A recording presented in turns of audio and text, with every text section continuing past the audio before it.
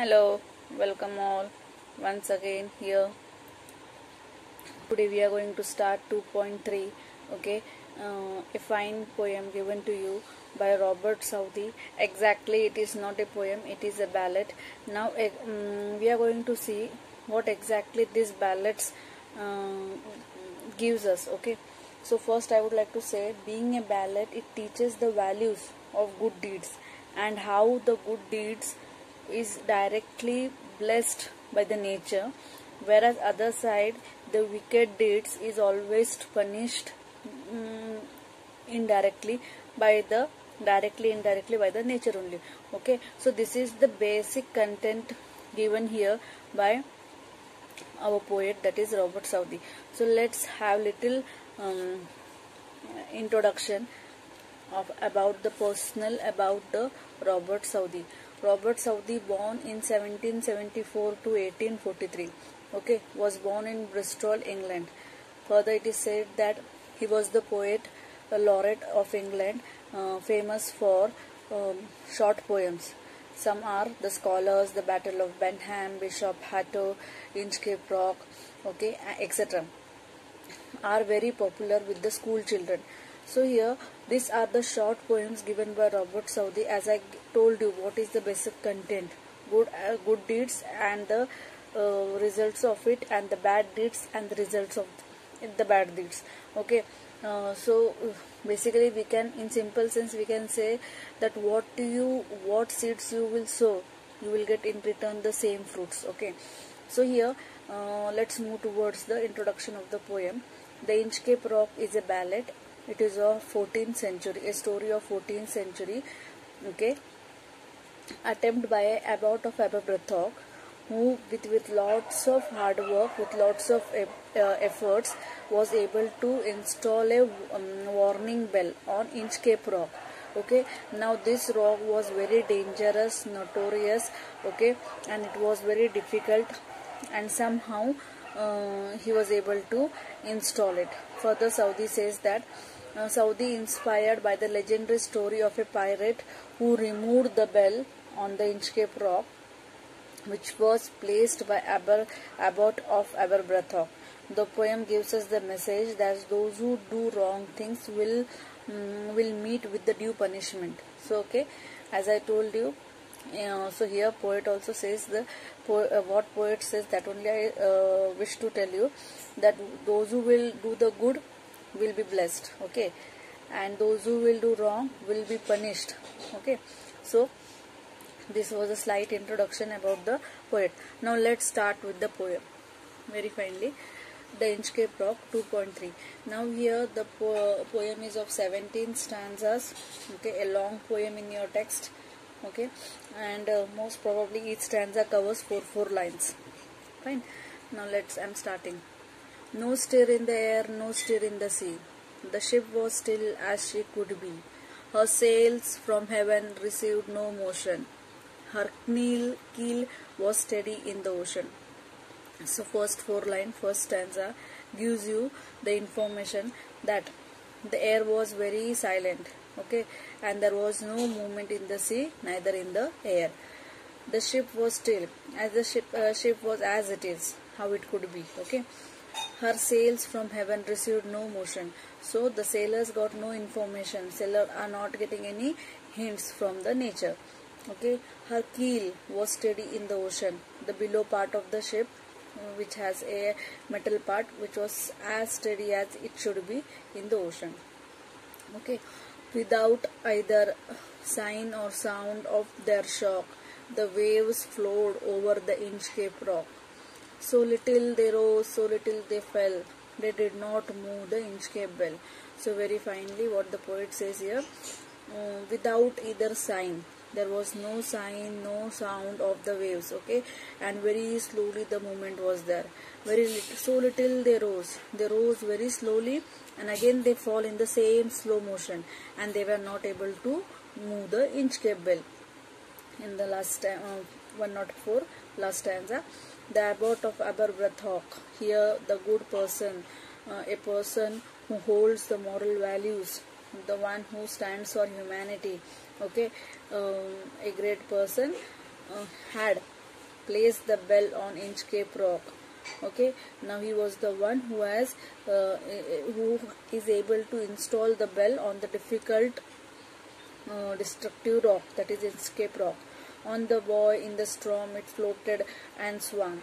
Now buoy means a floating object which is there, which is to mark the dangerous place. Okay, and it was very difficult for him to place it, and over the waves it won warning bells. So after placing the bell, as the waves come heavy, fast, very dangerous, it makes the bell to ring, and it was a warning sign for many of the sailors. So here we will move towards the next page, that is page number 105.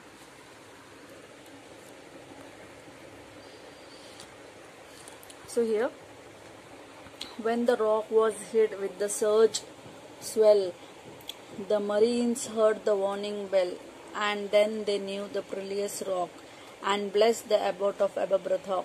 So the rock was unable to see by the many of them. Okay, and as the height, during the high tide, during the big waves, it was during the big waves, those who were the sailors, mariners, they used to get the warning bell. As the waves moved, the bell used to ring. Okay, the warning bell as it is called, and then they knew the perilous rock. It means at that moment the sailors, the mariners used to come to know that there is a dangerous rock, and they used to bless the abbot of Aberbrothock, and they used to turn their way. So indirectly as well as directly, Aberbrothock has done a good work of saving their lives. So but naturally he got the blessings from the heart by the God itself. Okay, now further, the sun in the heaven was shining gay. All the things were joyful on that day. The sea birds screamed as they wheeled round, and there was joy in their sound. So here in this stanza, the atmosphere is shown very happy. How it is, the sun is shining very nicely, the atmosphere is very happy, all things are looking very joyful, and the day was very bright. Okay, now on the sea, these birds used to wheel round, they used to scream, but their sound was with happy sound. Okay, the sound was full of pleasure, happiness, because the atmosphere itself was good. Okay, next stanza. The buoy of the Inchcape Bell was seen, a darker speck on the ocean green. Sir Ralph the rover walked the deck and he fixed his eyes on the darker speck. So what he says, the buoy of Inchcape Bell was being seen. Okay, how it was looking as a darker, as a dot. Okay, on the green ocean, and at that moment the wicked person, the Ralph the rover, who was a pirate, has seen it. He came on his deck and he fixed his eyes, okay, on the speck. He felt the cheering power of the spring. Now he was very happy in the mood. He started whistling. It made him whistle, it made him sing. So what was his condition? He was very happy. Okay, he started whistling, he's singing, because he had a plan. His heart was breathful to the excess, but the rover breath was wickedness. So what it is said here, the poet says that the Ralph rover had a plan. Now he thought that by seeing the Inchcape Rock, he feels that he is half successful.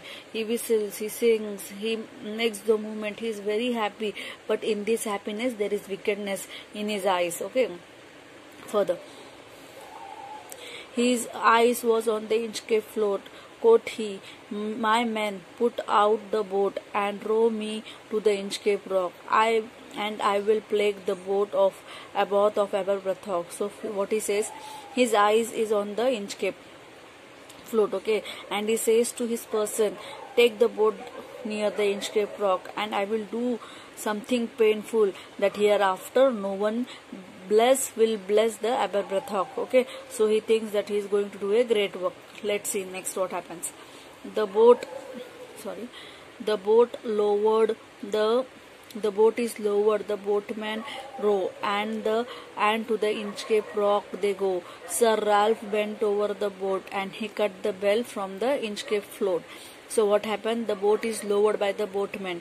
Okay, and they go near to the Inchcape Rock. Sir Ralph bent over the boat. He bent it towards the boat and cut the bell from the Inchcape float, and very finely, I will show you the image here. Very finely, this wicked person, Ralph Rover, bent the boat and cut the Inchcape bell. So he thinks that his mission is successful. He is very happy after doing this. Let's see. Down dusk the bell was gurgling sound. The bubbles rose and burst around. Quote Sir Ralph, the next who comes to the rock won't bless the abbot of Aberbrothock. So now what happens? He has cutted the bell, and bell goes down into the water, and you all know what sound it makes, the gurgling sound, okay? And bubbles comes out. And he makes a statement. He says to the nearby that whoever will come near the rock won't bless the abbot of Aberbrothock. So very finely he has already cutted. He has already cutted the bell. So how the person will be saved? No one will save now. So from where they will bless him? So directly, indirectly, he is feeling very happy that he has done a great work. Let's see now what nature plays the game with him. Next page.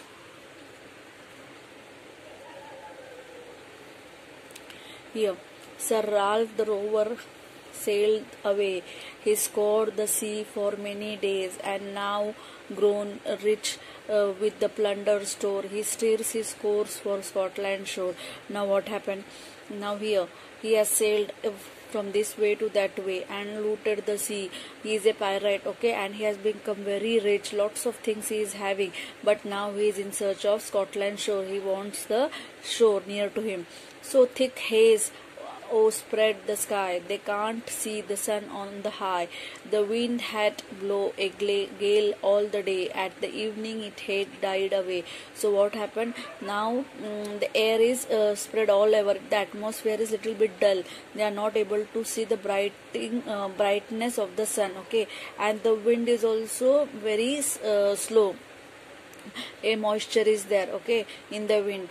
At the evening, it has become it just look at the atmosphere is just like died away. Okay, there is no happiness, no charm. On the deck the rover takes his stand. So dark it is, they see no land. Quote Sir Ralph, it will be lighter soon, for there is the dawn of rising moon. So here he says that he comes on the deck. He takes his stance and he himself gives the explanation to make himself relax, because somewhat of depression and tension he is having. Okay, what he says that very soon there will be light, and now moon is rising, so the atmosphere in this way. Constant here said one, the breakers roar, for me think we should be near the shore. Now where we are I can't tell, but I wish I could hear the Inchcape bell. So one of the person on the ship says that there is nothing to hear. Okay, for me think we should be near, and he himself says that I think we should be near the shore. But the other one says that no, where we are I can't tell. What he says that we can't say where we are. Okay, and lastly he says that but I wish I could hear the Inchcape bell. So now this person realizes the importance of Inchcape bell, which was been installed by Abbot of Aberbrothock, and by the wicked attitude and the wickedness done by Rover, he himself realized that he will be the first victim of what he did. He has to face the consequences. Okay, so very finely further, let's see what happens. They hear no sound, the swell in the strong. Okay,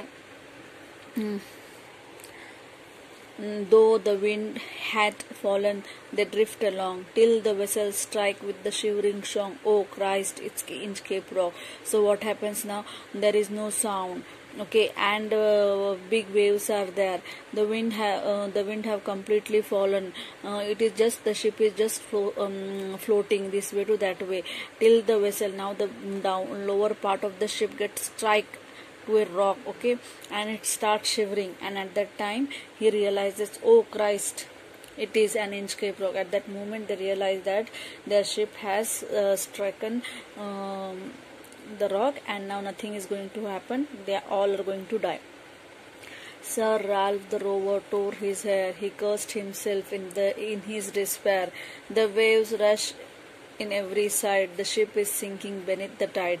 Now what happens? He just curse himself. He tears his hair, okay, and he himself feels that what a mistake he has done.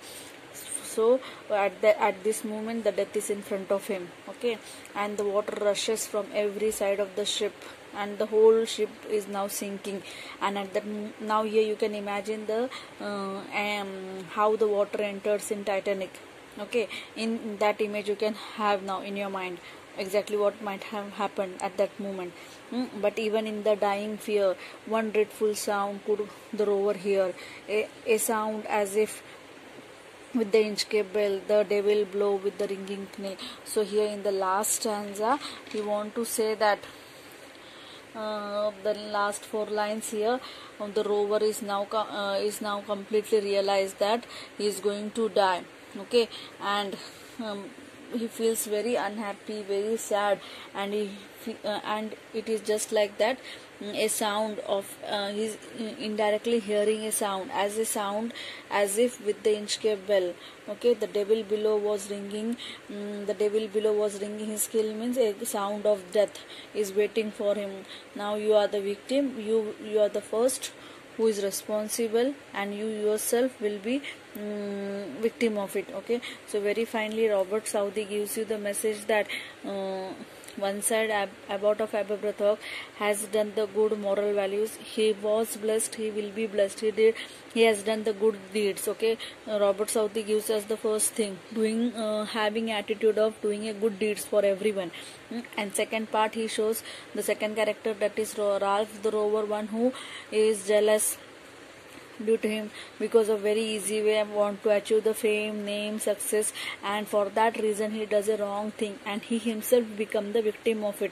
So somehow here indirectly he also, Robert Southey want to say, as a poet, a ballad writer, a short story writer who was very famous during that period, gives a fine message to us that we can't go at the extreme level how the Abbot of Aberbrothock has gone, but at the most we can change our thinking. This thinking changing, living the thing of wickedness, because this wickedness is somewhere in human beings, no doubt, okay. Very finely it can be seen, but at the most we can intake the things positively given by Robert Southey, which will highlight, which will enhance our thinking level. And once the thinking level changes, now automatically you start becoming a good person. So here always God will be there with them, those who are in the favor of humanity, okay. So if you are like the poem, please share it, subscribe it, okay. Thank you class, thank you viewers, thank you listeners, thank you students, thank you.